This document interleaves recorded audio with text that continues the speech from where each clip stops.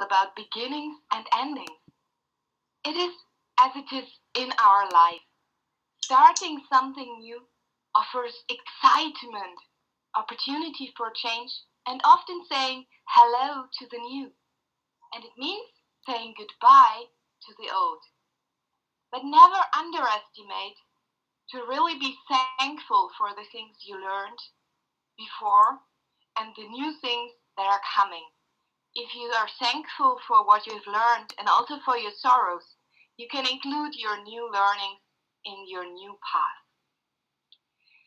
So everything is about beginnings and endings, and there will be lots of wonderful stories we have here. But before we start, I would like to check and announce some changes we have to do. Kevin, is it okay for you to evaluate Dennis? Because Michelle is not there. Could you please confirm this? I will evaluate anybody you want me to evaluate. Yes, Dennis, please. And Misako, could you please evaluate Julie? I'd be happy to. Thank you very much. But now let's come to our meeting. And who will support us? That's our timer. And before the meeting, I've started to ask a lot of people, what is so special about stories? Which stories did they like? And Julie knew our timer, and she loved the stories of her Aunt Elsie, who was an actress in her youth and had lots of stories to tell. So let's be curious which devices Julie will use today, and perhaps which new tradition for timing she will introduce. Julie.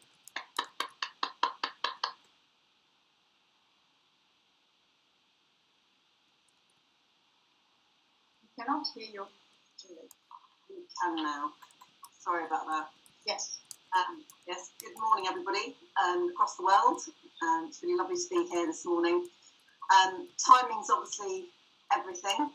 It's very important to keep within time. So I'm going to be timing everybody. At the very beginning. Where are we? Hang on. Okay, so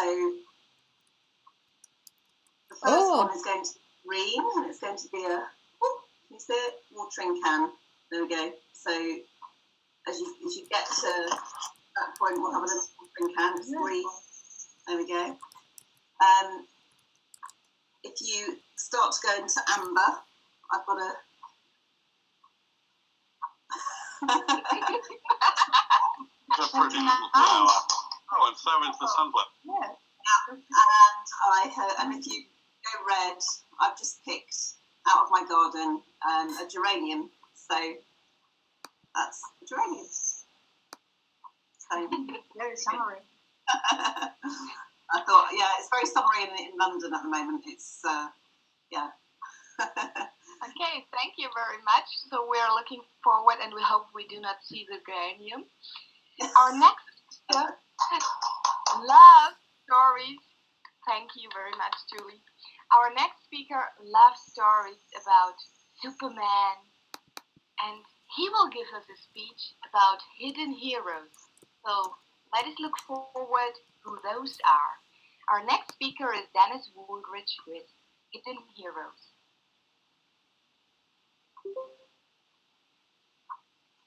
Forgot to turn my microphone on. Michelle. Hello. Michelle has arrived. Yeah, you sorted your technical issue. That's great. I need a new laptop. Svetlana, your mic's still on.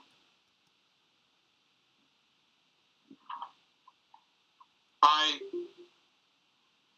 am a child of the 60s and the 50s, which means that when I learned about heroes, basically what I learned was from television shows and comic books and a few books that I read. But I thought that heroes, rode white horses or had a cape and tights and a symbol on their chest or something of that nature.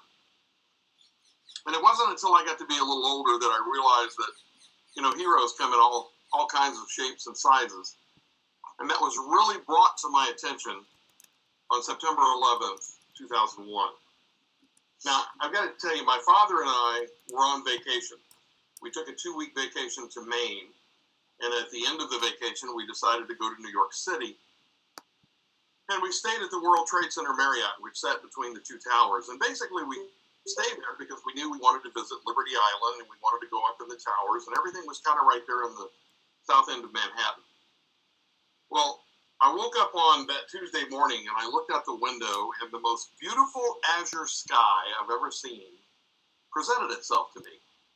And I knew that we were going to leave New York and go to Philadelphia, but, you know, we'd been on the road together, and it was getting to be a long trip, and it had been 2 weeks, and quite frankly, I think we were both getting sick of each other.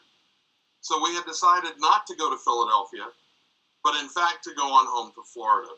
So I knew we had a long drive ahead of us, and I was really happy to see the weather was cooperating. And as I stepped out of the shower, I heard a double thud and felt a vibration run through the hotel. And I didn't know it at that time, but that would be kind of the harbinger for a change in the world that was unlike any I had ever experienced. But we made it out of the hotel, and we made it across, and we were waiting over by the Hudson River, expecting fully to go back to our room, when we were told to please leave the area. They didn't think it was safe. So we started heading south. And we got about a half block, and that's when the South Tower collapsed. And we couldn't see the South Tower, so we had no idea what this large roaring noise was. But I looked up one of the alleyways there in Battery Park, and I saw that roiling cloud of white coming at us. And I realized something serious had happened. I grabbed my father's arm, and we were engulfed in that debris cloud. And I tell you, it was very difficult to explain what it was like being in there. It was like being trapped in a box of cotton. You couldn't see anything. You couldn't hear anything. The only thing you could do was feel around you. That's the only reason I knew my father was still beside me. And every time you breathe in, you breathe this stuff that was in that debris cloud.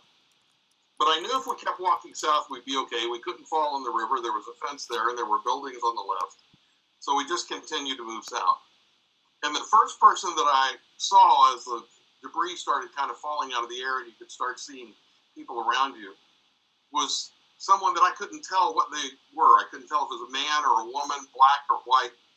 And I realized we all looked exactly the same. We were covered in that debris.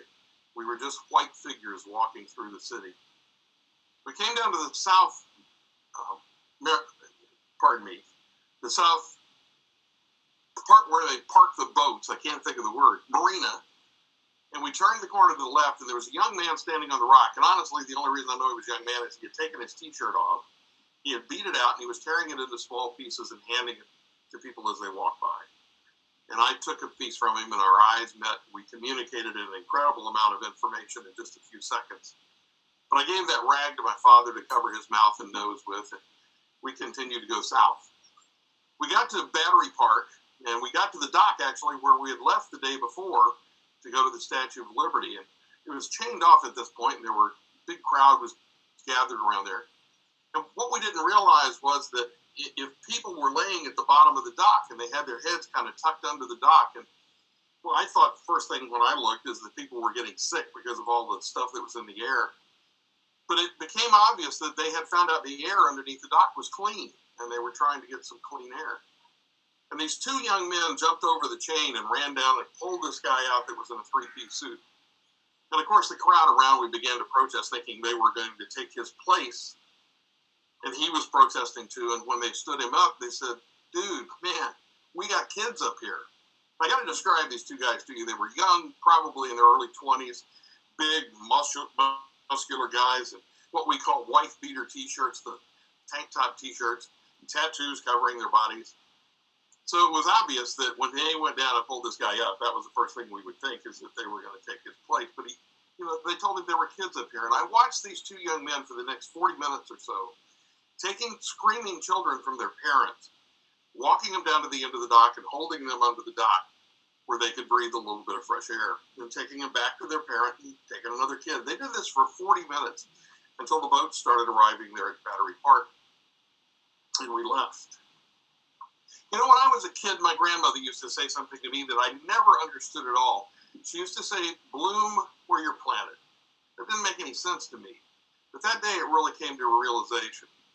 These three young men, they really didn't have any special tools. There were a lot of heroes that day. There were firemen, there were policemen. But these three young guys didn't have much. They just had what they had on them. One man tearing his T-shirt up to try and help those people that walked by. The two young men just simply taking these children and letting them breathe a little fresh air. You don't need a lot of special skills to be a hero. You don't need a white horse. You don't need tights and a cape and a symbol on your chest. All you need to do is what you can do wherever you're at to do the best you can for those around you. When I think of that day, I think of heroes, and I always think of those three young men because they did exactly what my grandmother had been trying to tell me when I was a kid. They bloomed where they were planted. They did whatever they could that day to help the people that were around them. So as you go through your day, realize, you don't need any special skills. You don't need any special training. You don't need any special equipment to be a hero. To be a hero, all you have to do is simply bloom where you're planted. Madam Toastmaster. Thank you very much, Dennis. What a wonderful and really remembering us to bloom where we are and that we all have the chance to have impact on our surrounding and with that on the world. Thank you for that. Our next speaker is Sadika Kebi, and she loves a Lebanese folk story. And the hero of that was Sporbot, and he always crawled into the ears of the people, and he then murmured values and ethics into the ears of the people. And now, let us see, perhaps this figure can also help if there are some troubles with the mothers-in-law, I don't know. What Sadika has to tell us in her speech, it is mother-in-law and daughter-in-law. Welcome, Sadika. Hello. Good morning, everybody.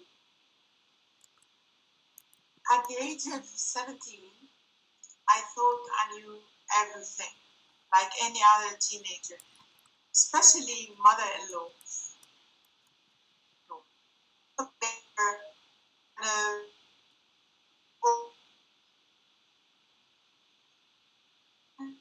It turned out to be she was an ogre. It was during the Civil War when I got married and I had to move out from Beirut to Tripoli, a city in the north of Lebanon. And I had to leave Beirut. And those were always blocked, so there was no way to eat for years. And once I went to the family for 5 years. And the first years I was part of the old. With visitors, people would come in and say, that poor young lady, and the aunt would come, she's Ahmed's wife, my daughter-in-law. We see, I wasn't his daughter, was. And by the way, I turned to an ogre. Whenever I had to, or I was asked about my mother-in-law, I became the ogre. And it was always the answer. The day went by, I learned that do not draw the line and give people their distances. You will have these. The distance to my in-law and to my husband and to myself, the peace. Or else have a separate home. Okay. My mother I started in forest, especially when my daughter got married. When I went, the mark I always give them, you are never a mother-in-law unless you marry your son. When you marry your daughter, you're always a mother. But once your son is married and you have a daughter-in-law yourself, you will be a true mother-in-law. And my son married after my daughter, like 5 years later. And this is how the stories went in the, if you want, the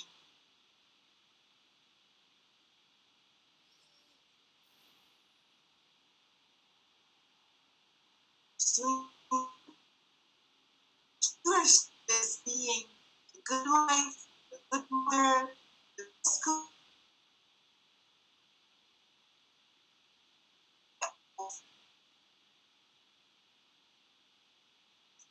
Her husband encourages her to continue her studies,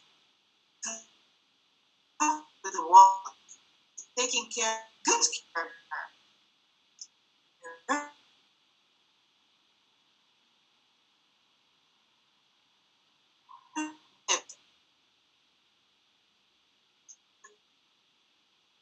Sadiqa, I'm sorry. As your evaluator, I have to tell you that I actually can't hear what you're saying. Can I suggest if you turn your video off and leave your microphone on, we won't be able to see your gestures, but we will be able to hear what you're saying. Does that make sense? I think you have bandwidth issues there. So can I suggest turn your camera off and just leave your microphone on so we can hear you? Because I'm enjoying what I can hear, but we can't hear much of it. What about now? Better. That sounds good, yes. Is better? Yes. Yes. Okay. So do you want to, I don't know, repeat, go back, what? As I say, what I'm hearing of the story, I really quite like. So can I suggest, and it's up to the Toastmaster, but can I suggest that we ask you to begin again and we listen, even if we can't see you? Is that okay for you, Mathilde? You're the Toastmaster. Yes, I'm fine with that. So if you're happy to do that, Hey, Sadiqa, I'd love to do that. Yes, deep breath and start again. Sorry about this. Okay. So, 17 years old, I thought that I knew everything, like any maker, especially when it came to mother-in-laws. At the age of 17, I took that step from single to married. And my idea about mother-in-laws was that they were ogres. And I was expecting to meet an ogre, and I actually met. I moved to bring.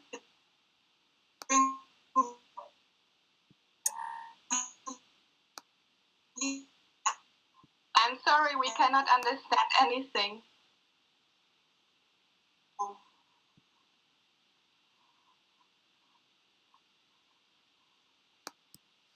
Could you try to reboot? Perhaps it will work then.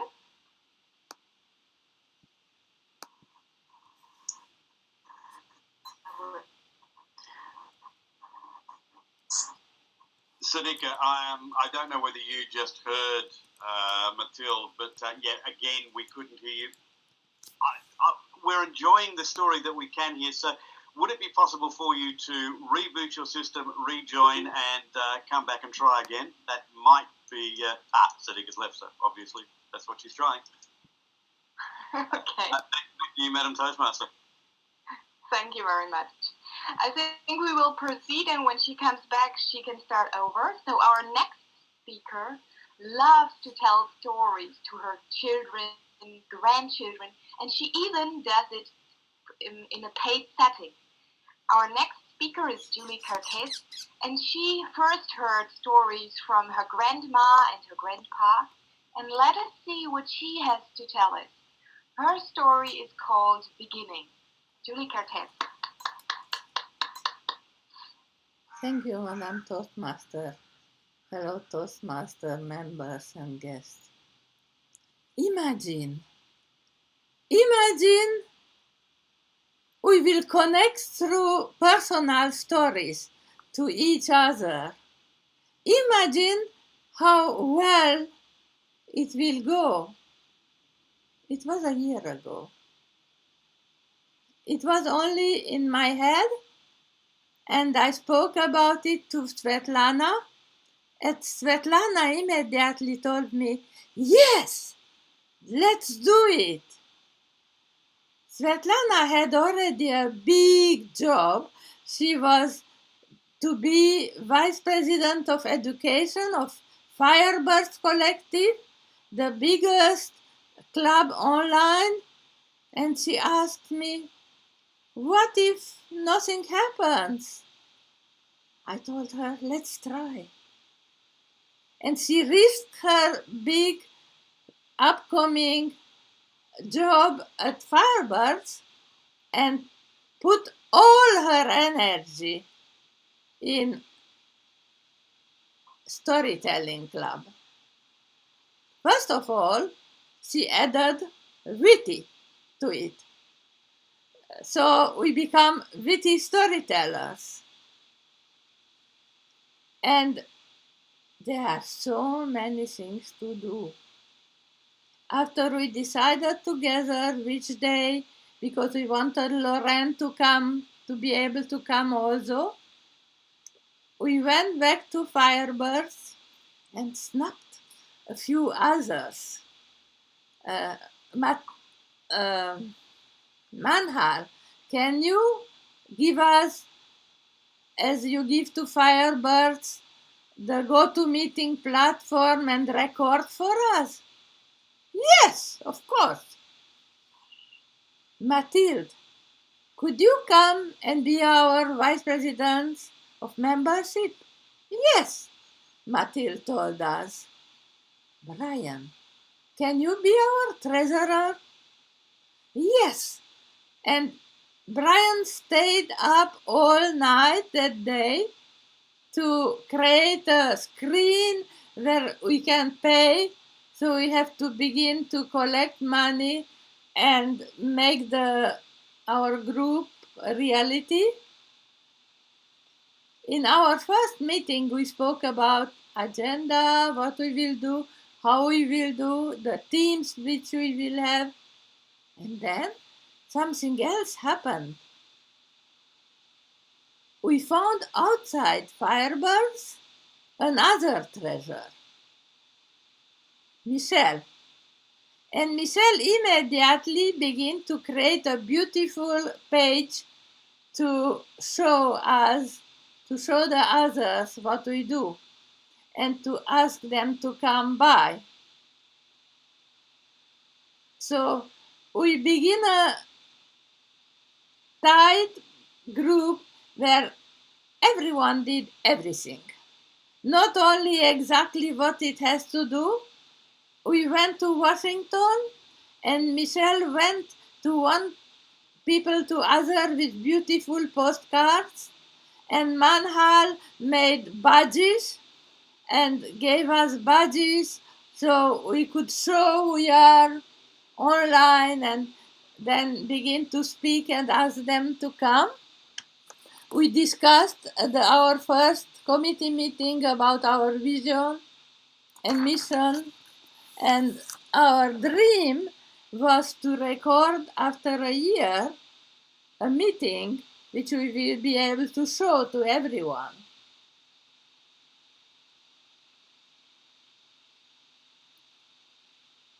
So what happened? We decided that everyone who comes begins with an icebreaker. So we know each other fast and well, and I gave 12 speaks, and each has to evaluate each other on so we can put everything together. And besides 12, not only all of them were there, the first meeting in July, but 4 others came, and because we had less time, we let them speak with table topics. And I have to tell you, perhaps we didn't evaluate everyone in speech in the meeting, but I still remember a few stories which were told a year ago almost, and that is the real success of a story, when you remember long time. This spring we lost a few founder members, but this spring we got wonderful new members full of new energy and excitement. Now, what if we begin to tell again icebreakers, perhaps icebreaker from Pathway, which is free, so each new member begin to know us, and of course us, yes. And I think, imagine also how we would look in a year, and what we could do now that in a year we feel even better. Let us listen to each other's projects and dreams and visions, and help each other create what they begin, some new clubs, new online clubs, which each is different, each gives something different, but each of it does something very special, connects each other. And my agenda at 11 August, when I was flying, didn't exactly went as I hoped. But Mathilde was the Toastmaster of the day, and it went better. We get to know each other even better with her ideas and her questions. So let's gather each other's energy and see what the future gives.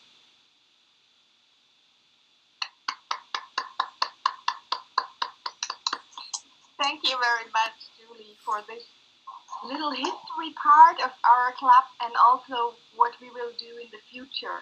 Such good ideas. And I think the upcoming committee will also go in this direction. Thank you very much. So now we come to a very special part of our meeting, and these are the table topics.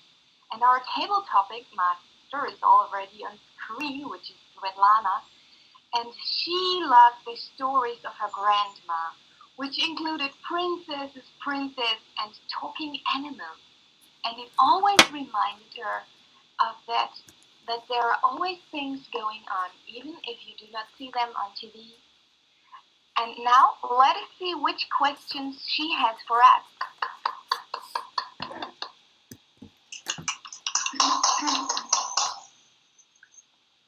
Thank you very much, Mathilde.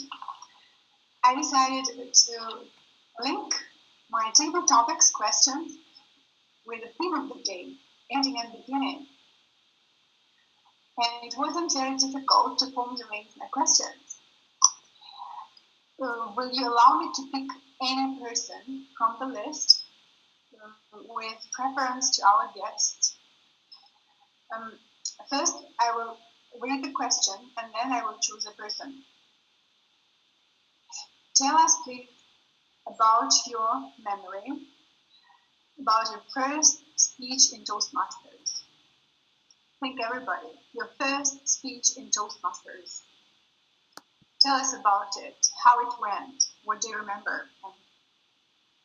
Can I ask Mirja Puran?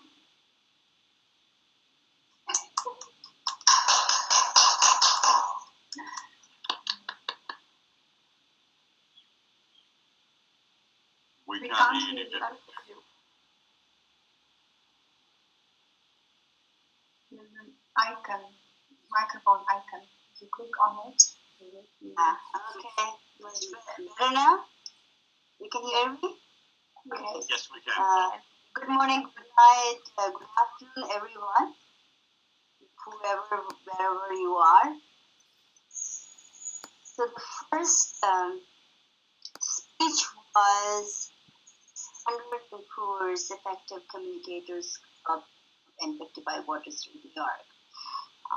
One of my colleagues invited me to join the club, and my first speech was obviously icebreaker, and I still remember the title was I Got What It Takes. That was the title, and very interesting. The story was about overcoming the language barriers, coming to USA and English, telling my story of courage, surviving, and making a life in a new country. That was this speech was all about. That was my first speech. I hope I Continue to do that. That was really, really interesting because all your memories reflected on your face. It was great. It was great to see how you went along the memory lane. My next question is your most recent speech in Toastmasters. Tell us about your most recent. It's not the ending, but it's your most recent speech. It was tonight. It was tonight in my home club, APS. But I want to choose another speaker. Thank you, Nurja. I'm sorry. But actually, I would love to. I'm sorry. Actually, I would love to hear that as well. But I'm asking a question and then asking everybody to think about it, and then I will pick up a person unexpectedly. Yes. So your most recent speech in Toastmasters. Ben Ziegler, our guest. Can we share?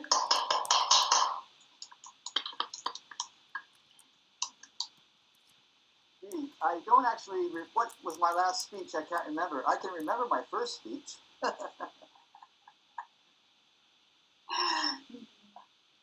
Okay. A recent speech I did, I used a theme. I used the theme of fire. And I took a candle, and we sit in a big circle around tables, but it's sort of circular. And I put a candle on the floor in the middle. And I used, my theme was called Fire, and I told stories about different periods of my life. So starting when I was very young, right through my youth into working life and married life and children life, and so I used fire as a connective thread for the story.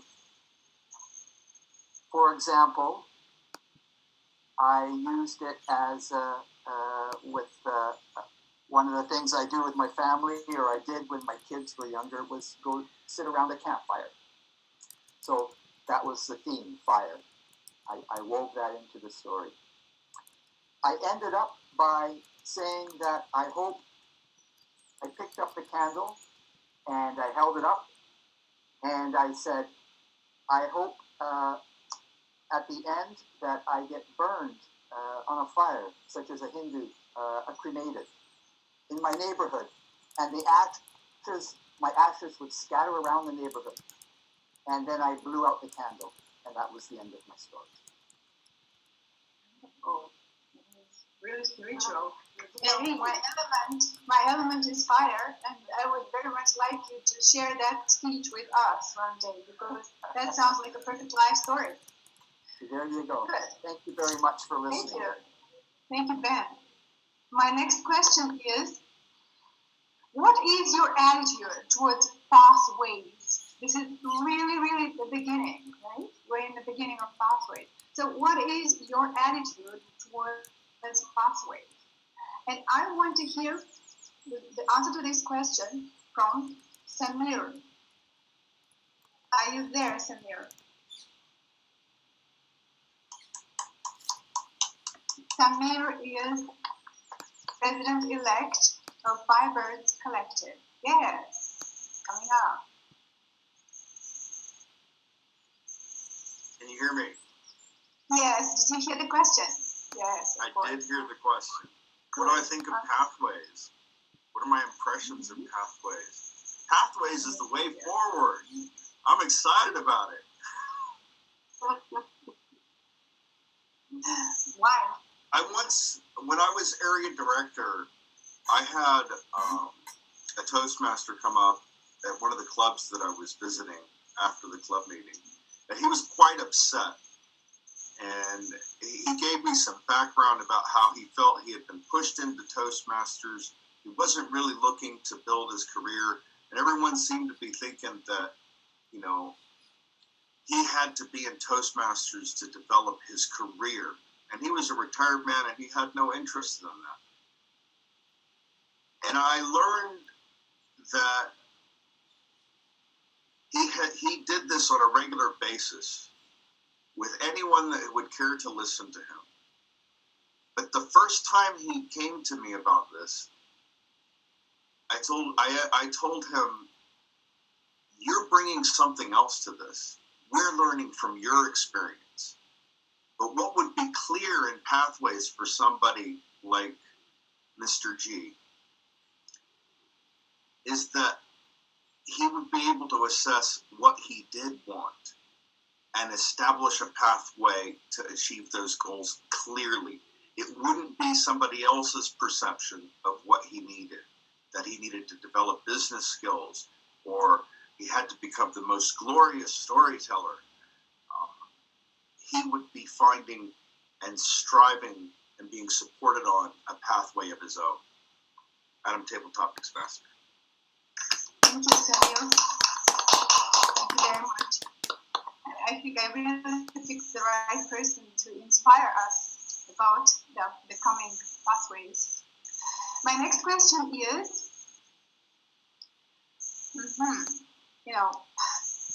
the brightest memory of your very first Toastmaster club. I still remember my first Toastmaster club, and I absolutely love my first Toastmaster club. So what is your brightest memory of your very first Toastmaster club? And I will ask this question to Kevin.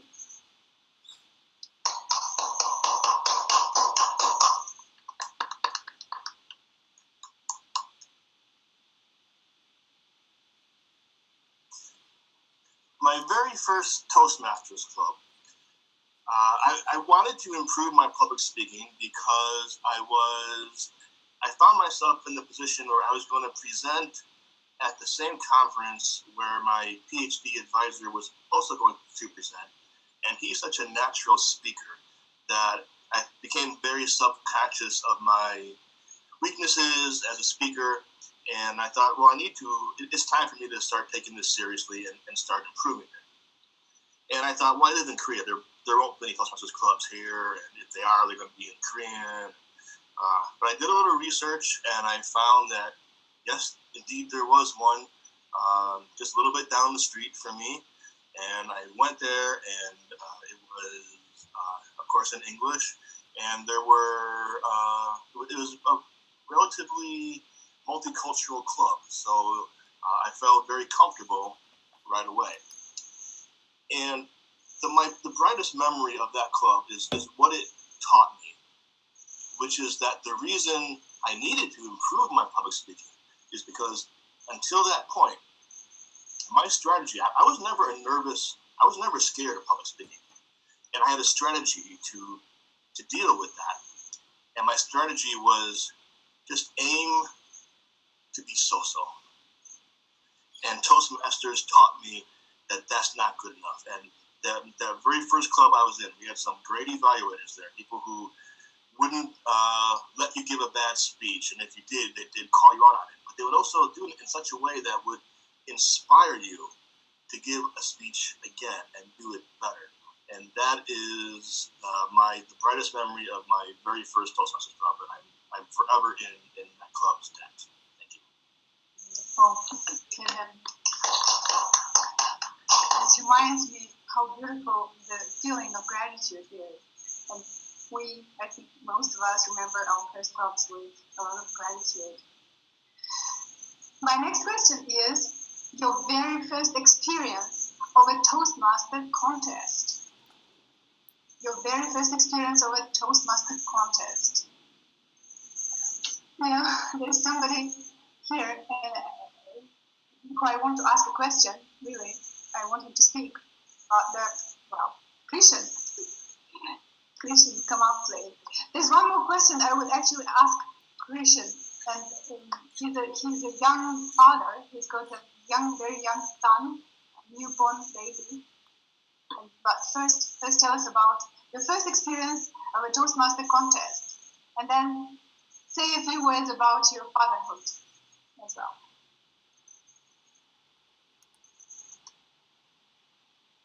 Okay, well, thank you, Madam Table Topic Master. They're actually both related. My first experience was when I was pushed to Table Topics contest. They had no one to choose from my club to go for Table Topics. So I was pushed. That was a nightmare because I hated Table Topics. It was 3 years ago. I was never at ease to do impromptu speaking, and I was on my way to do a 3-month rehearsal every day with people who were just pushing me. And that was the growth of the session.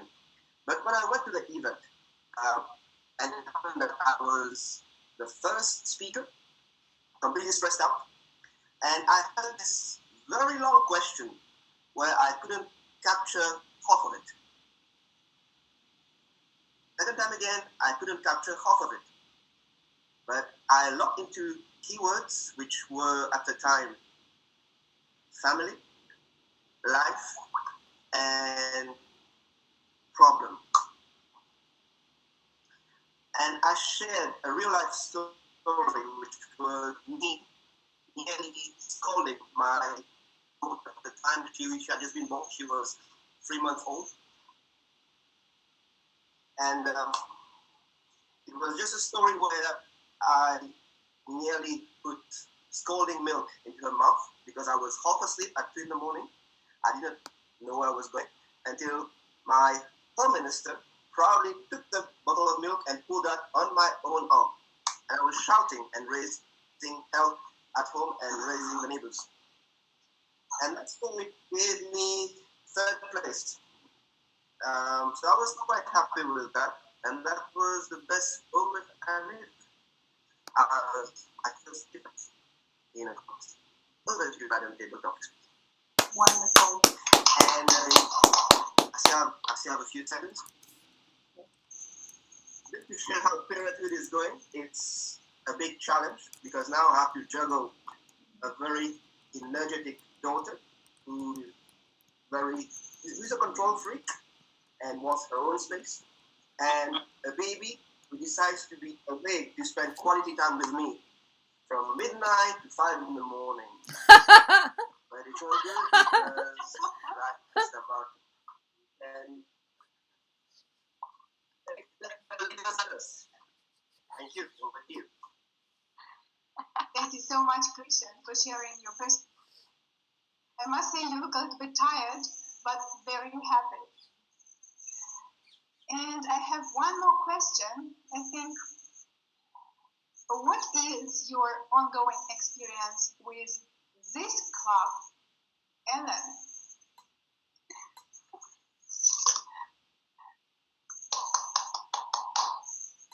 Hi.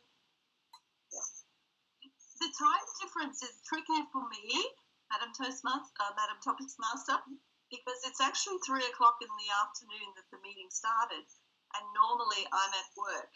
but I do know your meeting times rotate.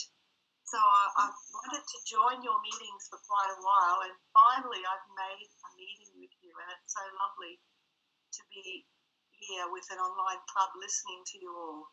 A great thing.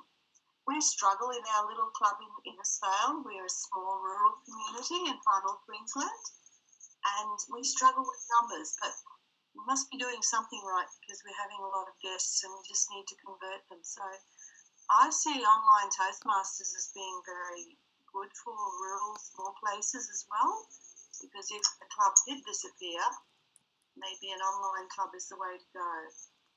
And great.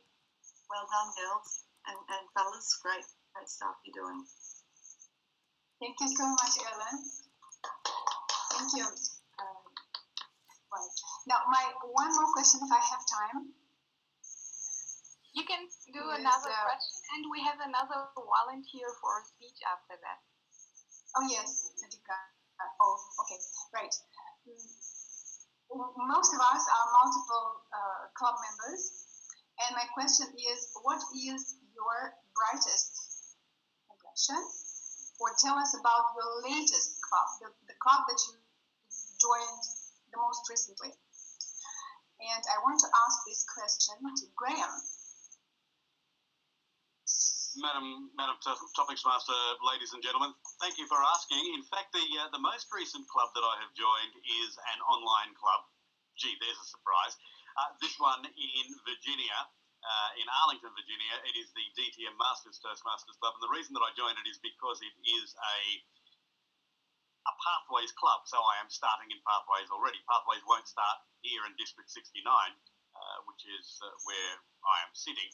I would expect until February next year at the earliest. I'm thinking probably more like July. But I have been a member of a number of clubs. One club that I have never been a member of, but which my mother was a member of, and which my father was a member of, was Innisfail in far north Queensland, which makes it a very small world that we live in, I have to tell you. So my most recent club is, as I say, the DTM Masters, but I am a member of 7. I think the word Toastmasters tragic comes to mind.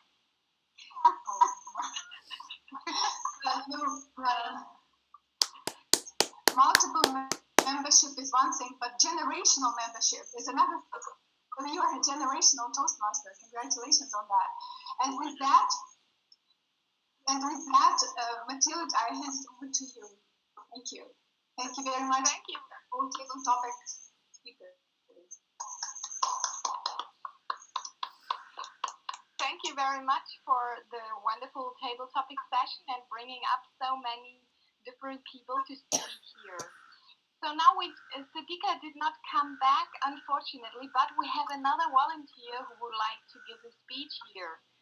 And sorry, Kevin, for always pointing on you, but could you please evaluate this speech? And our new speaker is a generational Toastmaster who also is in 7 clubs, and this is Graham.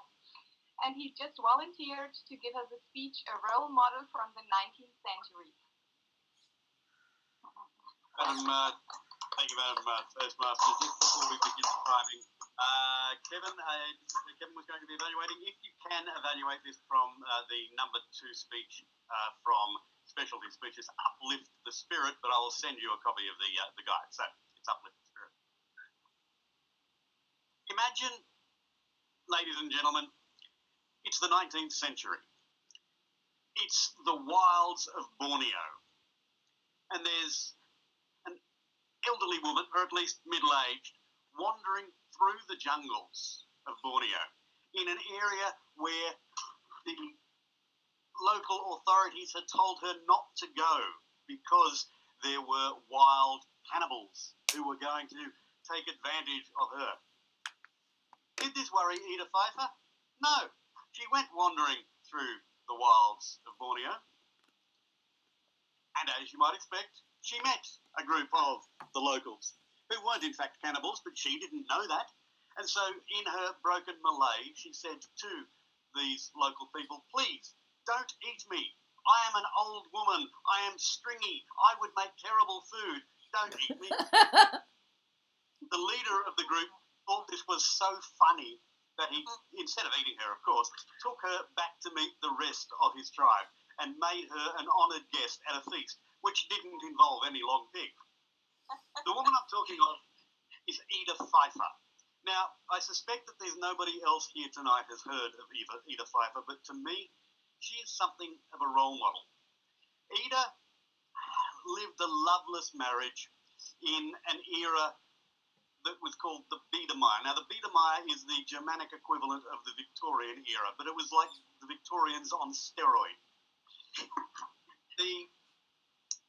The whole nature of Biedermeier society was that men and women had their own spheres. The men's sphere was about work and about adventure. The women's sphere was Kinderkirche, that is, children, kitchen, church. And because those spheres had been set by God, it was not only socially unacceptable for women to move into the men's sphere, it was in fact blasphemous. But that didn't stop Ida. You see, Ida, as I say, lived this loveless marriage, and her husband then widowed her at a relatively young age. She had already sent 3 strapping young boys out into the world, so the stipend that she was left by her husband was enough to own a house and perhaps give her a living, not a good living, but a living for the rest of her life. Instead, she kept the house and took the money that was supposed to be her living expenses and went on a trip. She went on a journey to the Holy Lands, because at least there she could use the excuse that, oh, well, women going on a pilgrimage, this is perfectly acceptable. And that wasn't the real reason, she just wanted to travel. If that had been the real reason, then she wouldn't have continued on the Holy Lands onto Egypt and to Persia and to other places. But no, she wanted to travel because she had lived a life, she had, if you like, wanderlust. She wanted to travel, and so she decided she was going to do it. And if you like to use a modern phrase, devil take the hindmost, she was just going to head off. Well, having been on this trip, she came back to Vienna and thought, okay, I'm going to run out of money soon. And so she wrote, primarily for her own interest, but she thought, well, you never know. She wrote notebooks, because she had taken extensive notes while she was travelling. She wrote notebooks after notebook after notebook and eventually published a slim 2-volume story of her travels. As I say, it was primarily for her own interest, and yet it sold so well that she used the funding from that to fund her next trip. She became, if you like, the world's first travel blogger, and that's why she is something of a hero to me. She used the funds from that first trip to go on another trip, this time, again, claiming that there was a religious motive to it. She went to Iceland and to the far north, to Ultima Thule, as it were, because she said that, God's grandeur was something that was worth going to explore. Well, one thing that she got was epically seasick, I have to tell you. But that didn't matter, because she thought, no, I don't care, I'm going to go explore. So she headed off, as I say, to the north. And again, came back to Vienna, wrote up her notes, quite extensive notes, and turned those into another book, which she sold, which then funded her first really big trip, this time around the world. Now, there's a story here which sounds to me like something out of Jason and the Argonauts, but it's true, I'm told. As she was sailing across the Atlantic, the only time I've ever sailed across the Atlantic, it was like a mill pond, I have to tell you, ladies and gentlemen, but no, it wasn't for Ida and her crew. One of those incredible storms hit. And she was, as I say, a Victorian-era lady who you might have expected to cower below the decks and try and run out this storm. But no. She asked to be strapped to the mast so that she could observe this storm in its full grandeur. Now, this is a woman that I wanted to meet. She was in Brazil, wandering through the jungles. There is a tendency, I have to tell you, for Ida Pfeiffer to go wandering through the jungles, when one of her guides pulled out a knife and threatened them all. And so what did Ida do? Did she cower? Did she rush away? No, she reached in and pulled out her own knife and stabbed the would-be thief. She learned a lesson, though, at this point.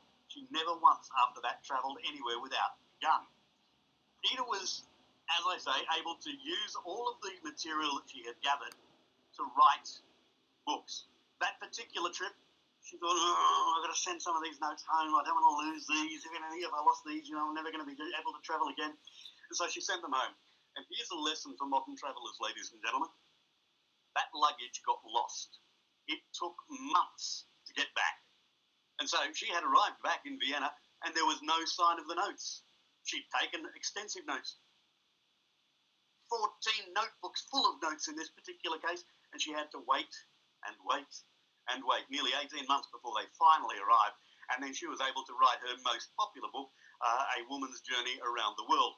Now, Ida went to places that male explorers had never been, to a harem in Persia, for example, because she was able to do that, something that male explorers couldn't do.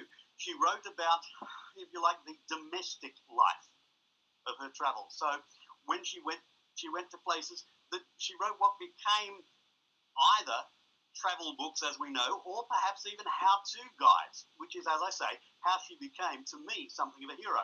She became, effectively, the world's first travel blogger, making money out of writing.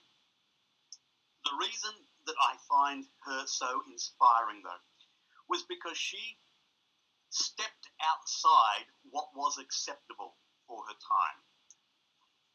Ladies and gentlemen, next time you face societal approbation, next time you face an issue where you think, oh, what are people going to think if I do this? I'm not saying you should throw caution to the winds, but seriously, I ask you to think, what would Ida Pfeiffer do in a situation like this? Sometimes you just have to grasp it and go for it. Madam Toastmaster. Thank you very much. It's definitely someone we have to research, or I especially would like to research and look and read some more of those stories. It was very interesting. And it's also a very big trend in the moment to do blogs and travel around and connect it with lots of different business ideas.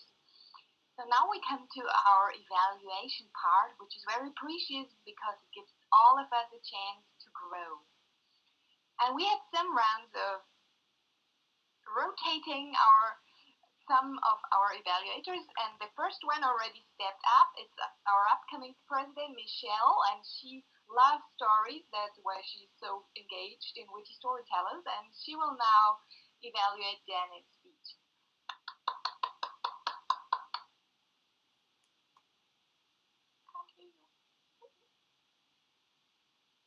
I was moving my mouse and it was stuck. My laptop has been acting up. So yes, Dennis, oh dude, alien, great Oda. This is a speech number 10 from the basic manual, the Competent Communicator Manual, and its objective is to inspire.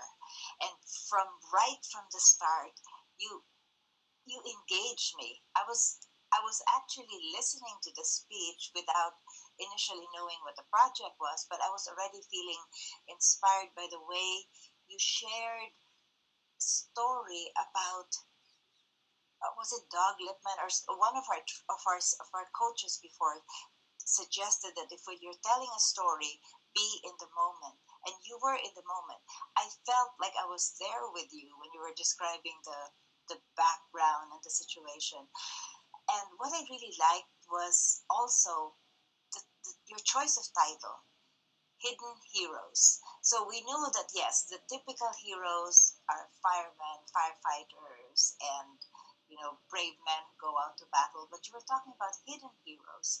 And I love the way that you described how this young man was ripping off his clothes to help other people. And there was even a twist where you thought that they were initially trying to get the shade or the safe spot for themselves.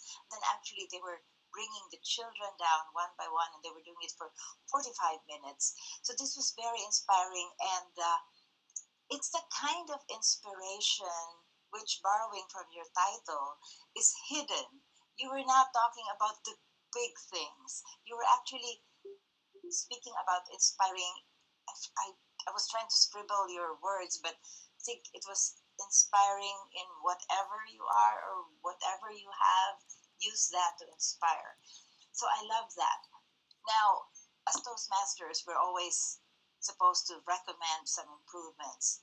So either my antenna for looking for improvements is not very high right now. Maybe it went down with my laptop, but I cannot give very specific areas for improvement. I guess what I would say is perhaps the start could have been, again, using what Lipman has suggested, get right into the, what did he say about get into the meat of your story, the crux of your story. Maybe take away some of the lead up to it. I think that was maybe one area. And perhaps at the end, and speech to inspire is not a speak to persuade, so you don't really have to call to action, but somehow when you are inspiring people, maybe a statement that will not necessarily call to action but will inspire. Or as an evaluator who evaluated my very first speech to inspire eons ago, 21 years ago actually, he said to me, a speech to inspire, you want to use what inspire actually means, which is to breathe life into the listeners, into your audience. So maybe a little bit of that, just lifting us to a higher plane. And I feel bad because I cannot suggest the exact words, but I think you probably could, and my time is up. So back to you, Toastmaster.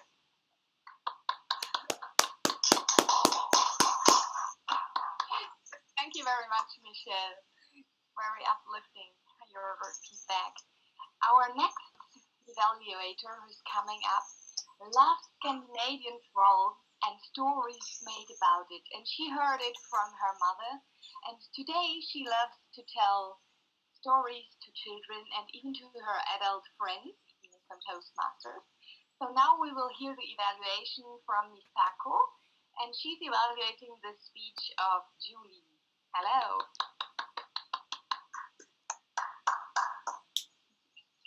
What an honor to evaluate Julie, my personal hero. I still feel I'm a Chihuahua dog and by nibbling a big tasty bone, and I really appreciate that I got this chance. Thank you. And Julie is working on storytelling. That means Julie on steroid. And no one can stop her. I enjoyed her speech so much, and I don't think I can express my gratitude in 2 minutes, but I will try. And three things that really stood out for me, and that was one is the structure.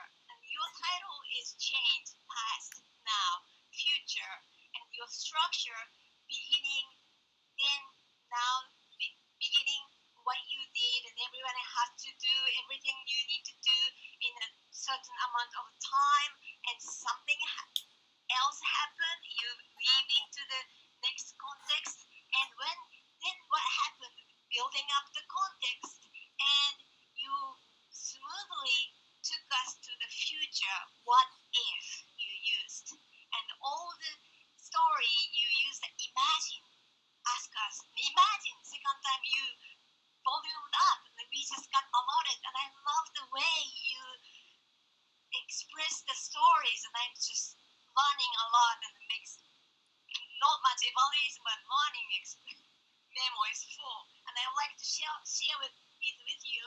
I just love the word you used, that for future is another beginning. So we are storytellers weaving beautiful tapestry with you, and you said let's connect and let's gather our energy together, and I love to contribute my excess energy to this club whatever I can. And thank you so much for embracing all challenges and blessing, and also us, everybody, and I'm very grateful being a Chihuahua here. Thank you.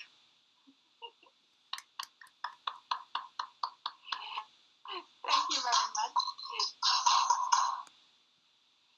Now I will remind you always as a Chihuahua, but I know you will change your style And I'm looking forward to hear when you feel like you're someone else or another creature. Anyway, now we'll come to our next evaluator, and that is Kevin. Sorry for turning on you and changing your roles all the time. I hope you managed, and thank you for taking up the role. Kevin is now evaluating Graham's speech. Thank you, everybody. I thought it was appropriate that this is the topic, if I'm not mistaken, is speaking off the cuff from specialty speeches number 2, and you volunteered on the spot, so that was perfect. And also, your evaluator got a point there right on the spot too, so he's also speaking off the cuff. Imagine, ladies and gentlemen, it's the 19th century. I always love, whenever I evaluate, I always write down the very first line, because that's the point where we really capture people's attention. And this was a very good line. Imagine, ladies and gentlemen, it's the 19th century. It orients us right away, look where it's going, but we know where it's not going, and you establish the setting very, very quickly. That was really wonderful. And then you told us the story, but you're just talking about a woman, and we didn't know who you're talking about. And I actually kind of suspected it was going to be, well, guess what? That was my great-great-grandmother or something like that. And it was a nice change that it wasn't about you. It was someone who is somewhat famous, although as you pointed out, most of us probably didn't know who she was. But that was really great, because you could have told us who she was first, and then gone into the story. But you actually not completely disoriented us, but you kind of you left some pieces out of the puzzle. Not telling us who she was, then told us who she was, and then told the rest of the stories. And I thought that was a really good way to get into it. I love the phrase "ethically seasick," and I love how at the end you said she stepped outside what was acceptable for her time, and you in doing so, you made this story. You turned it back to us. What can we get out of this? It's not just about funding or travel blogging, but you made it about something that we could connect to in our daily lives, and that was great. Okay, a thing or two you could improve. This is, and I'm not good at myself. When you're speaking, at least try to remember to look at the camera rather than the screen, because I did feel a little disconnected because you're kind of looking down here or off here. Always try to look at the camera, and I know it's a hard thing to look at. I find it hard to look at a camera than I do to make eye contact in my physical meeting. Something else you may want to work on, and this is not a weakness, it's actually a strength. It's your voice. I think you have a really great physical voice, and I think maybe some more deliberate practice to draw that out to make your strength an even bigger strength. We used to get a manual in the new membership kit about improving your voice, and unfortunately, they no longer use speaking voice. Yep, it's available to download. I've got it. Okay, great. I think that's really one of your strengths, and I think it's one that would benefit from actually working on trying to improve it and make it an even bigger strength. Love the speech, love everything about it, and look forward to hearing some more from you. Thank you. Thank you very much for this wonderful evaluation. So we can learn how to improve our speeches, and even which other manuals are there. So now we come to our timers report. Julie, with her fancy timing devices, will now tell us how we all perform.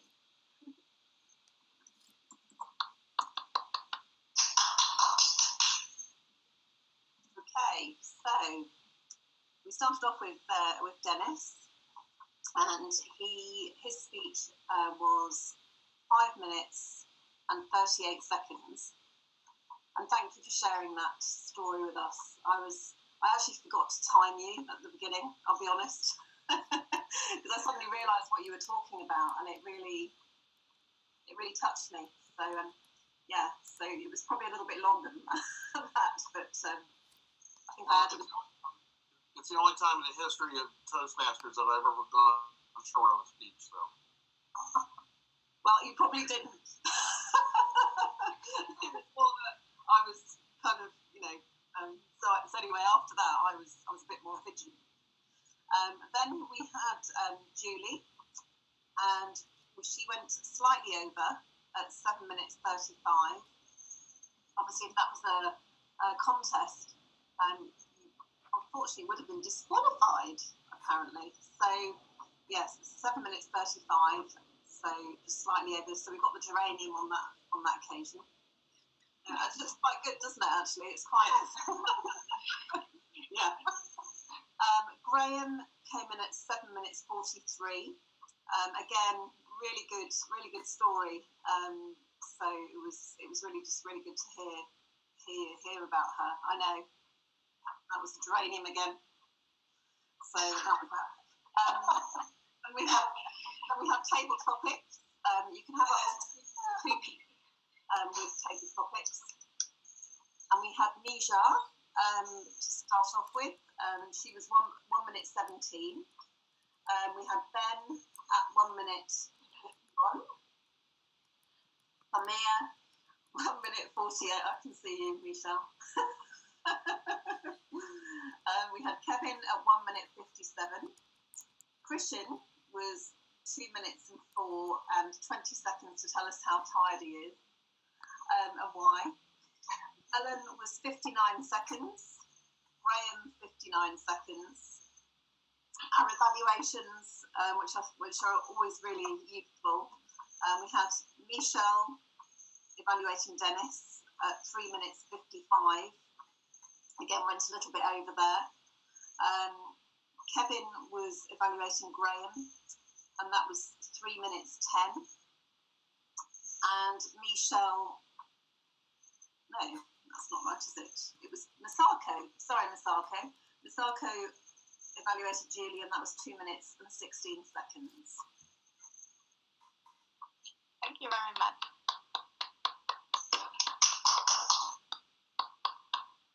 Thank you for this precise report, Julie. And now we come to our general evaluator, which is Lorraine Taylor from Dubai.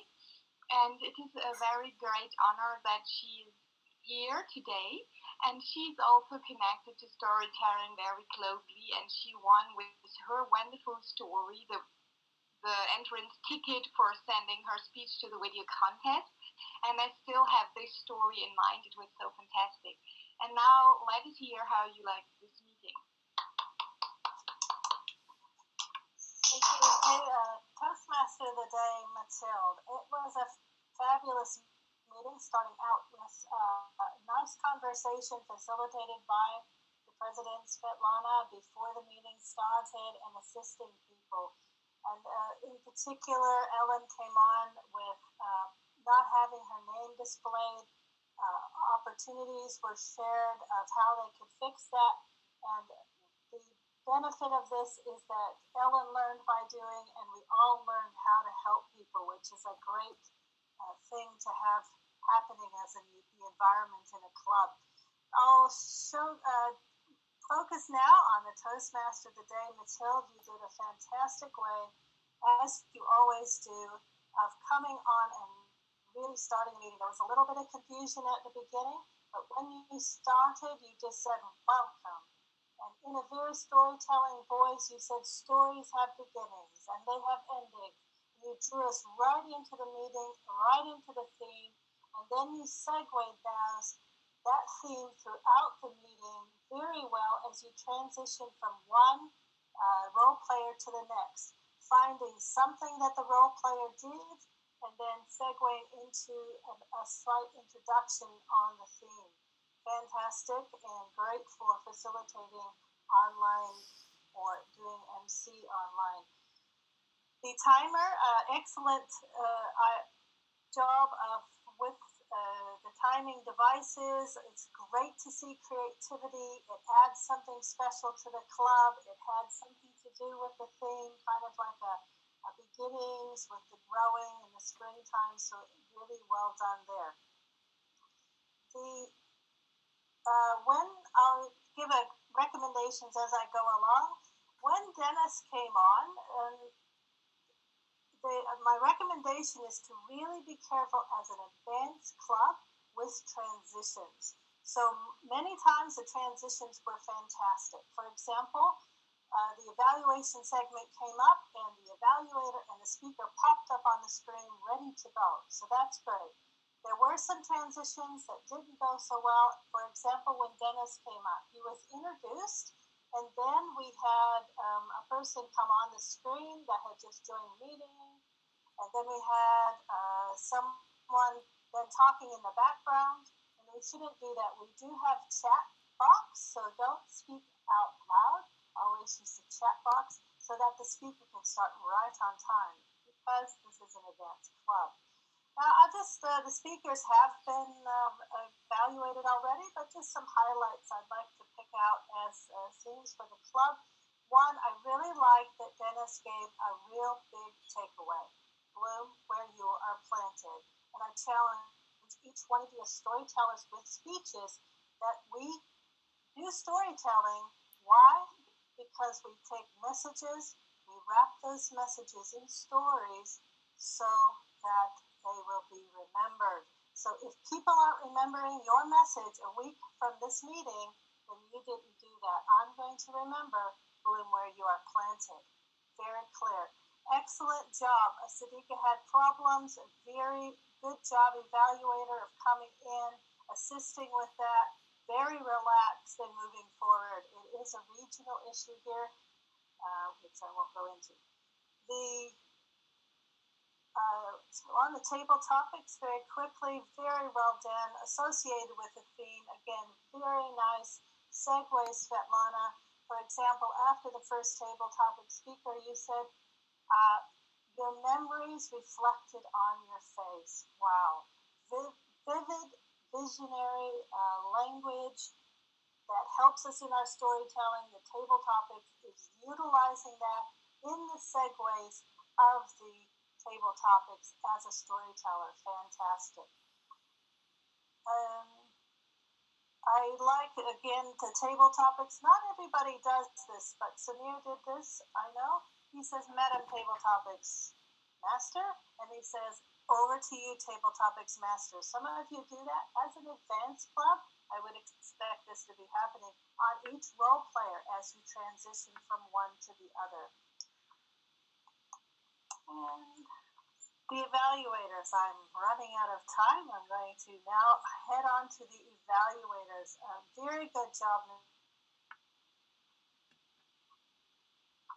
Michelle, for an advanced speaker, and that's what will make this club grow. That style of evaluation, very specific. You talked about, I like how you said, you didn't say, I really understood what you said. You said, I felt like I was with you. And that gave me like, wow, here she is on another part of the world, and here she is expressing that as an evaluator. Well done. Excellent job, Michelle, on using our body language and getting into the crux of the story, you said, is excellent. I like how you focused on the objective.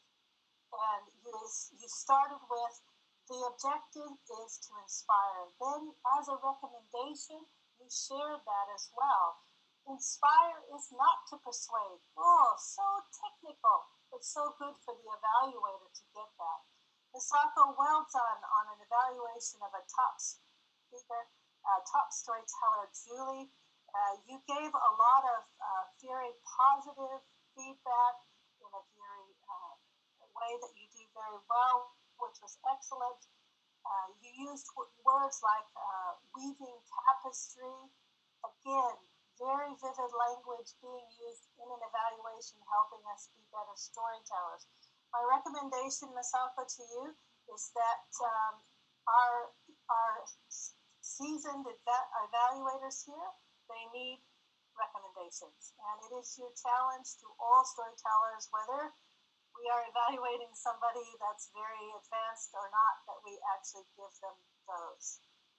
And excellent job, Kevin, for stepping up as a speaker, and Graham for doing that. Again, very vivid language in your evaluation. Loving that you pick out things like the phrase ethically seasick. and you showed how people added value, how that whole speech added value to people. Well done. My recommendation just overall is just to make you a little, just to challenge you a little bit better. We have some people that are talking too fast. And you come from places where everyone speaks English. You must remember when you're online, many people have English as a second language, and you must slow down, especially with bandwidth issues. The second thing is that there were 4 people, I'm not going to name you, that did this, and this, and this. That is very bad nonverbal communication. It shows me you're not interested. So let's do that. But a fantastic meeting, a wonderful time to come back after, as we transition to the next executive, Witty Storytellers. You are blossoming, growing, and it's not the beginning anymore. It is your legacy that you're leaving. Over to you, Toastmaster. Thank you very much. Thank you very much for the opportunity to grow. And now I would like to hand over to our president, Svetlana. Thank you very much. Thank you very much, Ms. Yun. I think it's my last meeting where I opened the meeting and now I'm closing it as the president. There are endings and beginnings, and the next meeting will be opened and closed by Michelle. Today, this general evaluation was so beautiful, was so packed with content that I wanted to say a few words about our general evaluator. She challenged us. Lorraine challenged us with the main, we are storytellers, and why stories are necessary, why stories are so important. It's actually one of the most ancient, probably the most ancient way of communicating information from generation to generation, from people to people, from person to person. So take messages, wrap them in stories, share to be remembered. I'm presently in a culture which is extremely sparkly. The monuments here, the historical sites have a lot of gilded elements in it. The dresses are decorated with sequins. And Lorraine uses this word segue that I like very much. And Graham, when he told the story of Nida, I thought I absolutely must write about my travel to Uzbekistan. So this is the inspiration that I got. Now, there is a little tradition, a nice tradition from Firebirds Collective, which we're using here as well, asking our guests about their feedback of today's meeting. One more thing about our timekeeper, absolutely love the geranium. And Julie was very generous with her geranium. That's what I wanted to say. Now, one question to every guest here today, their feedback, but will they come back? Ellen, let's begin with you.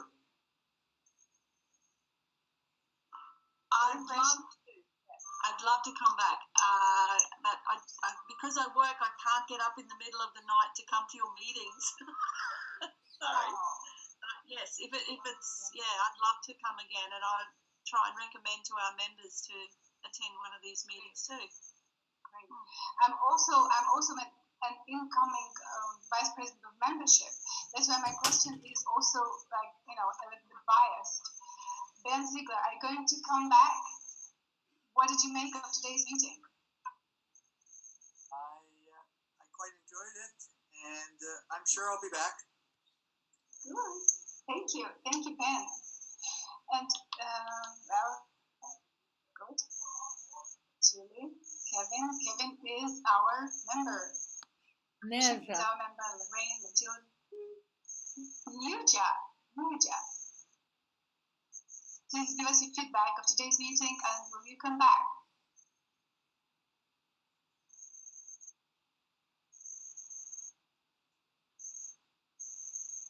While Nirja is struggling with her technology, Samir, you're our guest today.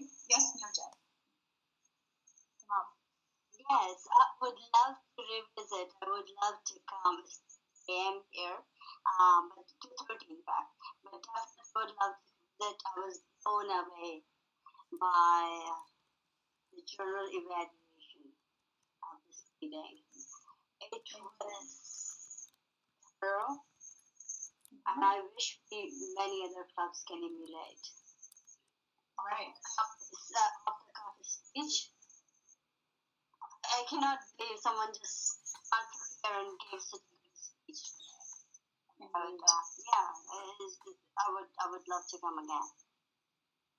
Yes, a lot of our speakers, our members, are also professional speakers, and we learn from each other, we emulate, and that was a great comment, Nija. Thank you.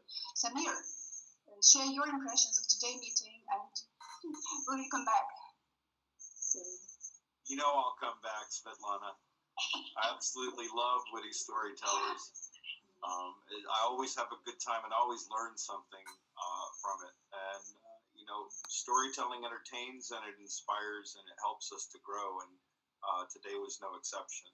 I was especially moved by the call with the gentleman's speech on his experience at 9/11 with Bloom Where You're Planted, and I take heart to that. It's a great message, early morning here in the UK to start the day with, and I'll definitely be back. Thanks so much, Svetlana, and congratulations at the end of your term for presidency. Well done. Yeah. Well done, Witty Storytellers. Thank you. Yes. Right. Would anyone else like to talk? I think it's time to finish. Actually, we're very much on time. Thank you so much, Mathilde. Thank you for your beautiful, absolutely amazing Toastmastering. Michelle, Right. Michelle. Now, time for club business. Perhaps Michelle I can. wish everybody very, very good night, good day, good morning, good everything. Michelle, perhaps you can. I have one 30-second announcement to make.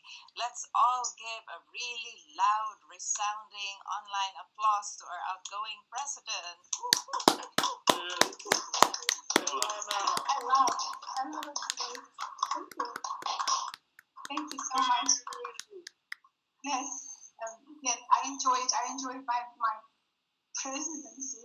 I was president for the first time, and I will continue learning how to be a good president from Michelle. And use my experience for Wittyverse. And let's give a big round of applause now for Michelle, our incoming president. Thank you. And we all know this, that the club would actually not be as vibrant if not for our outgoing vice president and incoming vice president, the one and the only Julie.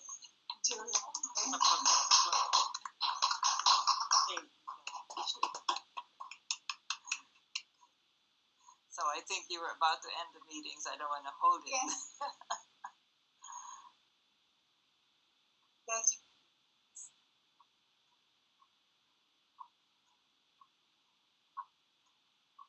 I stop recording.